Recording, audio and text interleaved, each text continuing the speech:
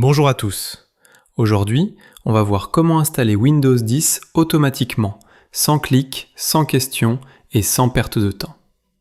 Pour ça, on va utiliser 3 éléments clés. Rufus, pour créer une clé USB bootable, un fichier de réponse unattend.xml qui va dire à Windows exactement quoi faire pendant l'installation, et AnyBurn pour modifier l'ISO. À la fin de cette vidéo, tu sauras comment créer une clé USB intelligente qui installe Windows 10 toute seule selon tes règles.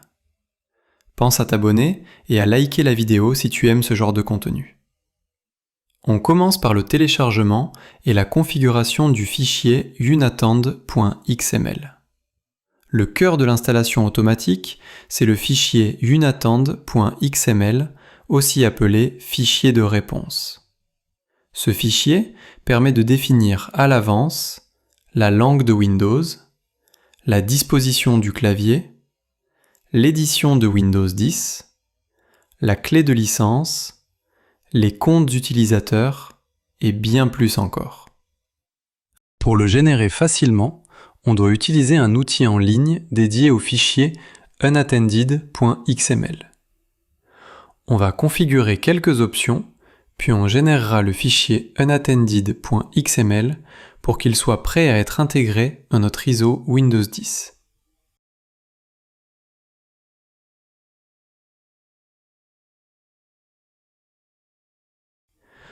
On ouvre le site schneegans.de. On va pas trop s'attarder sur l'explication de toutes les sections proposées par l'outil en ligne. Pour plus de détails sur la configuration du fichier réponse, consultez la vidéo que j'ai déjà postée intitulée Ventoy Auto-Install plus Plugson Installer Windows 11 automatiquement XML complet, qui est plus détaillée. Le site est maintenant chargé.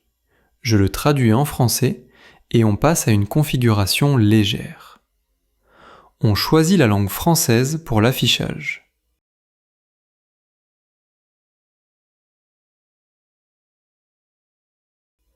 Puis on sélectionne un clavier français, France, et un deuxième, anglais, Royaume-Uni.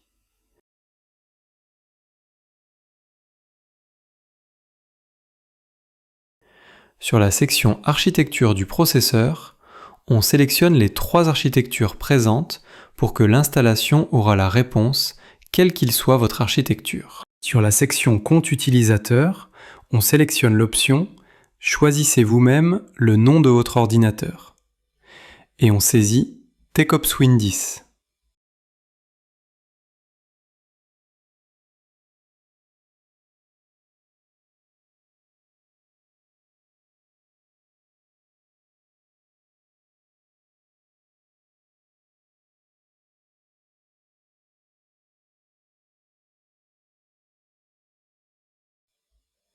On passe à la section Amélioration du système. Et on désactive Windows Defender et Windows Update.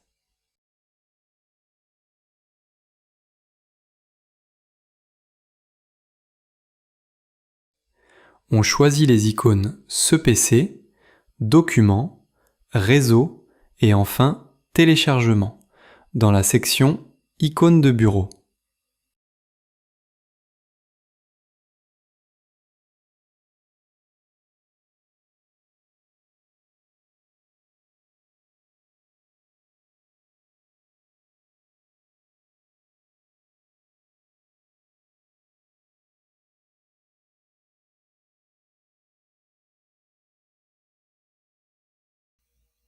Enfin, pour clore la configuration, on passe à la section Supprimer les logiciels superflus et choisit Skype et Calculatrice. La configuration est terminée, on clique sur le bouton Télécharger le fichier .xml pour générer et télécharger le fichier de réponse. Maintenant qu'on a notre fichier unattend.xml, il faut l'intégrer directement dans l'ISO de Windows 10. Pour cela, on va utiliser AnyBurn. AnyBurn est un outil simple et léger qui permet de modifier une image ISO existante, ajouter ou supprimer des fichiers, recréer une ISO bootable sans tout casser. C'est exactement ce qu'il nous faut pour personnaliser notre ISO Windows. Donc, on télécharge, on installe et on utilise AnyBurn pour modifier l'ISO. On ouvre le site anyburn.com. On clique sur Download dans le menu principal. À noter, toutes les adresses utilisées dans ce tuto, vous les trouverez dans la description. Sur AnyBurn Free, je clique sur le lien Download 64 bits et 32 bits édition pour télécharger AnyBurn.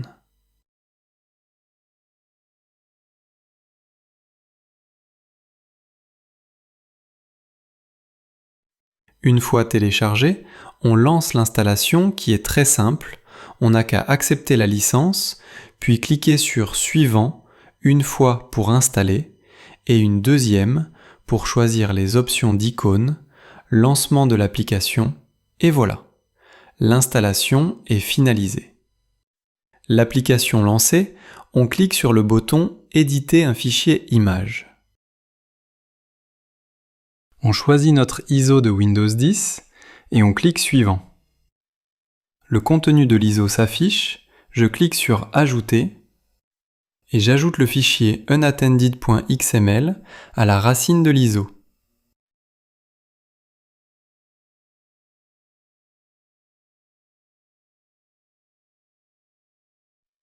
Maintenant, on est prêt à modifier notre fichier ISO. On clique sur Suivant, on choisit une localisation où on enregistre notre nouveau ISO et aussi on le renomme Win10 Auto.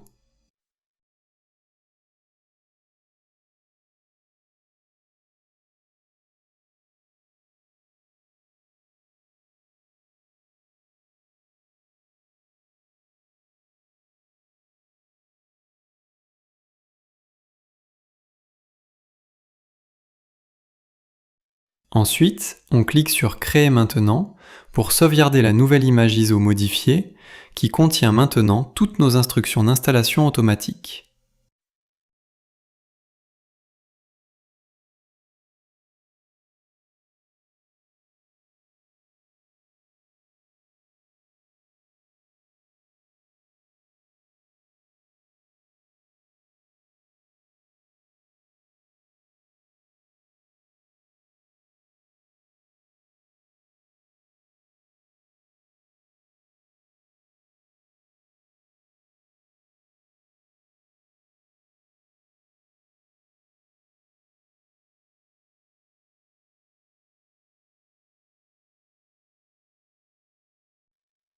On passe maintenant à la création de la clé USB bootable avec Rufus. On télécharge Rufus depuis son site officiel rufus.ie. En cliquant sur le lien rufus4.11.exe dans la section Téléchargement. La version 4.11 de Rufus est la version actuelle.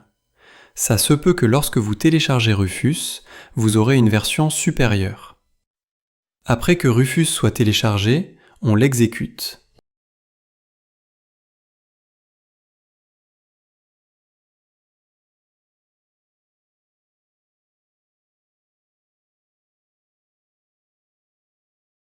Rufus est maintenant ouvert. On sélectionne notre clé USB, on choisit l'ISO Windows 10 modifié avec AnyBurn, on configure le mode BIOS ou UEFI selon notre besoin, dans notre cas c'est UEFI, et on lance la création. En quelques minutes, on obtient une clé USB prête à installer Windows 10 sans aucune interaction.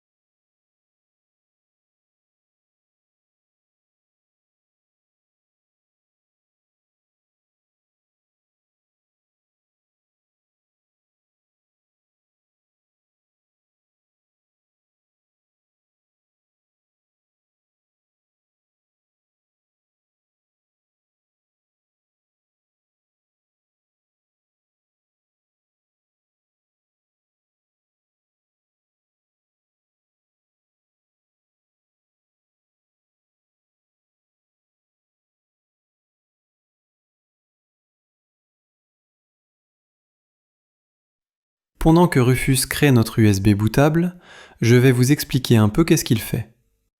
Quand tu lances Rufus, son rôle principal est de transformer une clé USB classique en clé bootable, c'est-à-dire une clé capable de démarrer un PC pour installer un système d'exploitation comme Windows ou Linux. Rufus commence par détecter automatiquement ta clé USB. Il analyse ton PC, BIOS Legacy ou UEFI, et vous propose les options compatibles avec votre machine. Cela vous évite beaucoup d'erreurs de configuration. Quand on a sélectionné notre fichier ISO Windows 10 modifié avec AnyBurn, Rufus a analysé son contenu, il a identifié le type de système, Windows 10, 11, Linux, et il a adapté les options, MBR ou GPT, BIOS ou UEFI. Ensuite, Rufus formate notre clé USB, crée la table de partition, MBR ou GPT, et choisit le système de fichiers, FAT32, NTFS. Et sur cette partie de la création de la clé USB qu'il faut que j'attire votre attention sur le fait que tout le contenu de la clé sera supprimé. Donc veillez à ce que vous n'oubliez pas de données importantes dedans, parce qu'ils seront perdus. Après formatage, commence la copie des fichiers de l'ISO sur la clé, l'installation du bootloader, le programme qui permet au PC de démarrer sur la clé, et il rend la clé compatible BIOS, UEFI selon ton choix. Sans ça, la clé ne pourrait jamais démarrer. Ok, Rufus a terminé la création de la clé bootable Windows 10 avec fichier réponse unattended.xml. Donc tout est prêt, place au test. Nous tardons plus, on redémarre la machine et on boot sur la clé.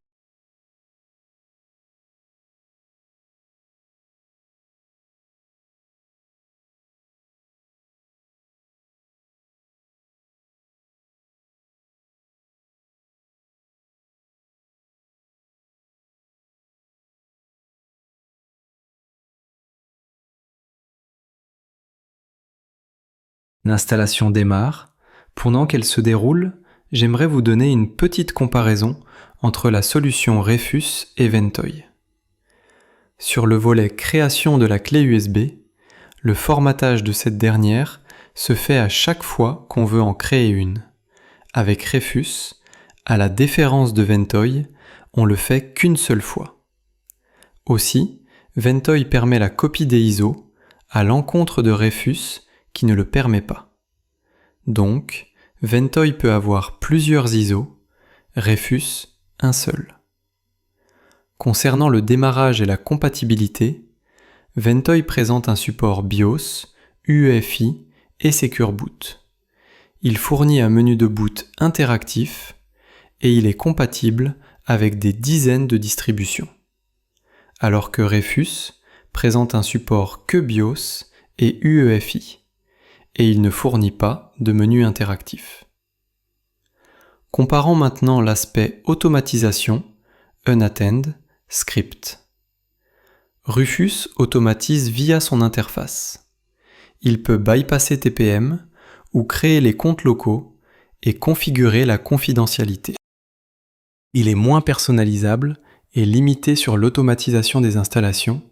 C'est pour cela que je vous ai présenté ce tuto aujourd'hui qui contourne les limites de Rufus par rapport à la configuration de l'installation et la non-présence du traitement ou l'inclusion des fichiers réponses dans Rufus. Par ailleurs, sur ce volet, Ventoy accepte et propose un support natif pour unattend.xml, les scripts via Plugson et l'injection dynamique au boot. Chaque ISO peut avoir sa propre config. En résumé, Rufus est idéal pour une installation ponctuelle.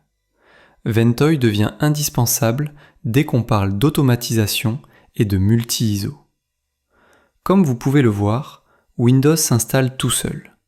Aucune question, aucune intervention, à part le partitionnement du disque qu'on n'a pas configuré sur le fichier réponse. Et on a laissé le soin de le faire à l'utilisateur. Tout suit exactement la configuration définie dans le fichier unattente.xml. On laisse l'installation se terminer, on se retrouve après. Notre nouveau Windows a démarré, fraîchement installé. On va s'assurer que notre configuration a été appliquée. On passe par la suite à la calculatrice qu'on a désactivée dans les applications superflues, elle et Skype. On les recherche, la calculatrice n'est pas là, Skype aussi n'a pas été installé. On se contente de ça, je vous laisse le soin de faire plus de config à votre niveau et réaliser votre clé USB bootable avec Rufus et le fichier réponse unattend.xml personnalisé selon vos besoins.